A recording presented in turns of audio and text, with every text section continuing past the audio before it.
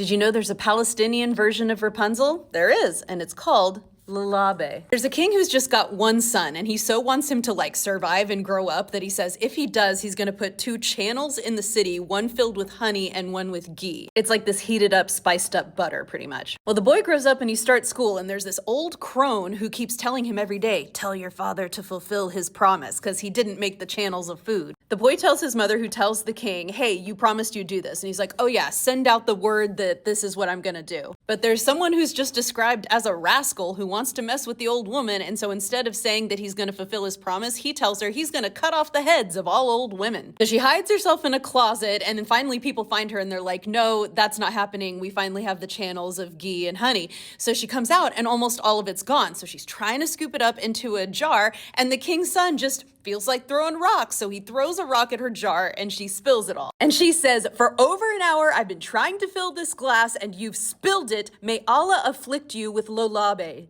daughter of Lolabe. So the king's son just goes to his mom and says, I've heard of this chick Lolabe and I suddenly feel compelled to go find her. So I'm gonna go do it. And he stops by a castle to rest, and then he finds out Lolabe is this girl who is trapped in this super tall tower, not by a witch and not by an ogre like in some Rapunzel stories, but by a gula or a ghoul. She lets down her hair, she pulls him up, she wants him to come see her. So the consent is pretty nice. But she's like, my mom's gonna be back any moment, she will gobble you up. Then they hear the mother below saying, Lolabe, let down your hair for me to climb up. But Lolabe's got freaking cool magic because she blows on Hassan, that's his name we suddenly find out, and changes him into a pin, which she puts in her hair. So she pulls her mother up and the mother is like, you reek of human. There's been a human in here. And she's like, how could that be? No human could ever get in here, mom. But the mom ain't no fool. She sees the pin in her hair and she's like, give me that pin. I want to get a thorn out of my foot. Lolabe's like, there's no thorn in your foot. It probably would have fallen out when you were walking here. The mom says, no, I got a big thorn in my foot. Give me that pin. So Lolabe's like, sure. And she like turns around to take it out,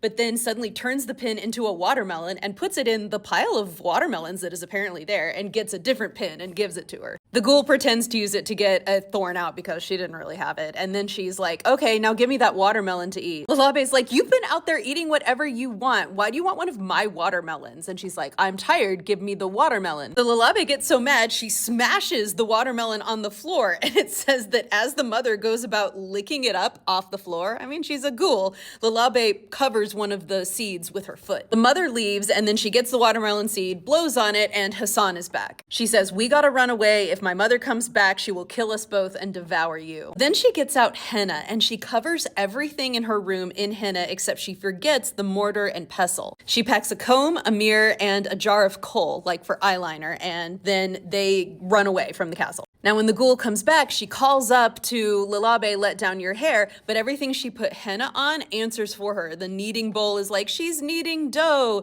The sieve is like, she's sifting flour. But the mortar and pestle yell out, she ran away with a human, because she forgot to cover them, and they're snitches, apparently. The ghoul runs after them with her dog, which in my translation of the story is repeatedly called her bitch. As she's running after them, Lolabe does a trick that happens a lot in folktales. She throws her comb behind her, and it turns into a giant fence of thorns. The ghoul says, chop, chop, my little bitch. And then the dog like chops them down, but it takes a while. So then Lolabe throws the jar of coal. It turns into a wall of fire. This is the best part. Pee, pee, my little bitch, is what the ghoul says to the dog. And I'll pee too until we clear a path and follow them. So she and the dog pee on the wall of fire, and that's how they get through. So then Lolabe throws the mirror and it becomes like a huge lake. The ghoul says, lap it up, my little bitch, and I'll lap it up too. So they start drinking the water, but they licked and licked until they both burst and died. Like they died from drinking too much water, which can happen. Lolabe looks at Hassan and says, it's all over, we're free. But it's not over. Then they have this whole adventure that happens a lot in the stories I've told recently about women who come out of fruit. Basically, Hassan is like, stay here in a tree. I have to go get like royal things to bring you into the city in style.